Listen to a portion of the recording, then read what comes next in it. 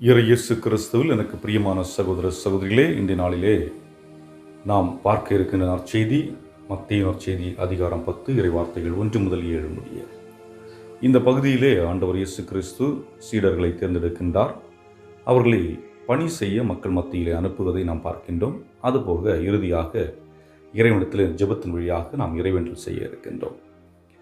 ஆக மத்தேயு நற்செய்தியிலே வாசிப்போம்.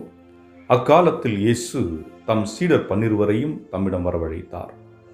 தீய ஆவிகளை ஓட்டவும் நோய் நொடிகளை குணமாக்கவும் அவர்களுக்கு அதிகாரம் அளித்தார். அத்திருத்தூதர் 12 பெயர்கள் பின்வருமாறு: முதலாவது பேதுரு என்னும் சீமோன், அடுத்து அவருடைய சகோதரர் அந்திரேயா, செபதேயுவின் மகன் யாக்கோபு, அவருடைய சகோதரர் யோவான், பிலிப்பு, பர்த்தலோமேயு, தோமா, வரி தண்டினவராகிய மத்தேயு, அல்பேயுவின் மகன் யாக்கோபு, ததேயு, தீவிரவாதியாயிருந்த சீமோன், இயேசுவை காட்டிக் கொடுத்த யூதாஸ் ஈஸ்காரியோத். இயேசு இந்த 12 அனுப்பிய போது அவர்களுக்கு அறிவுரையாக கூறியது: பிற இனத்தாரின் எப்பகுதிக்கும் செல்ல வேண்டாம், சமாரியாவின் நகர் எதிலும் நுழைய வேண்டாம், மாறாக வழி தவறி போன ஆடுகளான இஸ்ராயல் மக்களிடமே செல்லுங்கள். அப்படி செல்லும் போது பின்னரசு நெருங்கி வந்துவிட்டது என பறைசாற்றுங்கள். ஆண்டவரின் அருள்வாக்கு. இறைவா உமக்கு நன்றி. இப்பொழுது நாம் சிந்தனைக்குள் செல்வோம். இன்றைய நற்செய்தியிலே இயேசு தன்னுடைய சீடர்களை, திருத்தூதர்களை அழைப்பதை பார்க்கின்றோம். தாழ்நிலையிலிருந்த மனிதர்களுக்காக அழைப்பு கொடுக்கின்றார். பொதுவாக ஒரு அரசவை என்று சொல்லுகின்ற பொழுது திறமை வாய்ந்த மனிதர்களை தேர்ந்தெடுப்பார்கள். அவர்களுக்கு சண்டையிடுவதற்கு தெரிந்திருக்க வேண்டும், வாதங்கள் செய்ய தெரிந்திருக்க வேண்டும், அறிவாற்றல் மிக்கவர்களாக இருக்க வேண்டும், நன்கு படித்தவர்களாக இருக்க வேண்டும், புலமை வாய்ந்தவர்களாக இருக்க வேண்டும் என்று பல்வேறுபட்ட நிலையில் இருப்பவர்தான் அழைக்கப்படுவார்கள். ஆனால் இயேசுனுடைய அரசவையிலே தாழ்நிலை இருந்த மக்கள், அதுவும் குறிப்பாக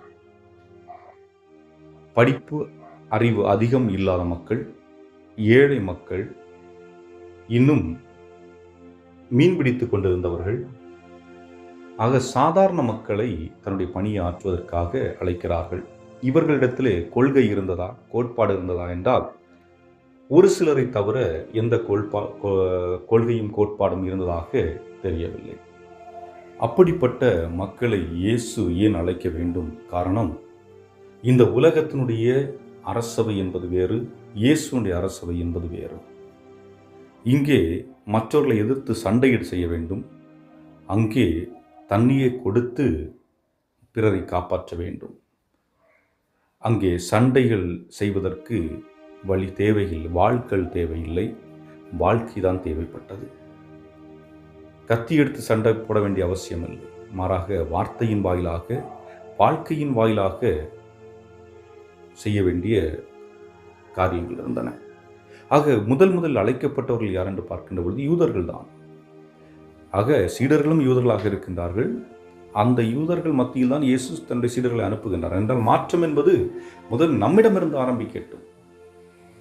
நான் நல்லவன், மற்றவர்கள் எல்லாம் கெட்டவர்கள், யூதர்களுக்கு மட்டும்தான் மீட்பு உண்டு என்றெல்லாம் சொல்லப்பட்ட காலகட்டத்திலே மாற்றம் என்பது மற்றவர்களிடம் ஆரம்பிப்பதற்கு முன்பாக நமக்குள் மாற்றம் உருவாக வேண்டும் என்று தேர்ந்தெடுக்கப்பட்ட அந்த இனத்தின் மத்தியிலே இந்த சீடர்களை அனுப்புகின்றார். முதலில் மாற்றம் உங்களிடம் உருவாகட்டும். ஏனென்றால் நீங்கள் இறைவன் கொடுத்த கட்டளைகளை தவறாக பின்பற்றி கொண்டிருக்கின்றீர்கள். மக்களுக்கு மீட்பு கொடுப்பதற்கான வாய்ப்புகளை நீங்கள் தவறு செய்து கொண்டிருக்கின்றீர்கள். ஆகவே மாற்றங்கள் உங்களிடமிருந்து உருவாகட்டும் என்று சொன்னது மட்டுமல்லாமல், இயேசு தன்னுடைய சீடர்களுக்கு நோய்களை குணப்படுத்தும் ஆற்றலையும் மக்களுக்கு தேவையான அனைத்து ஆற்றலையும் அவர்கள் வழியாக கொடுக்கின்றார். அன்புக்குரியவர்களே, இயேசு சீடர்களை மட்டும் அழைக்கவில்லை, நம்மையும் அழைத்திருக்கின்றார். நாம் ஆகவே மன்றாடுவோம். அன்பு இயேசுவே, நாங்கள் உம்முடைய அழைத்தலை பெற்று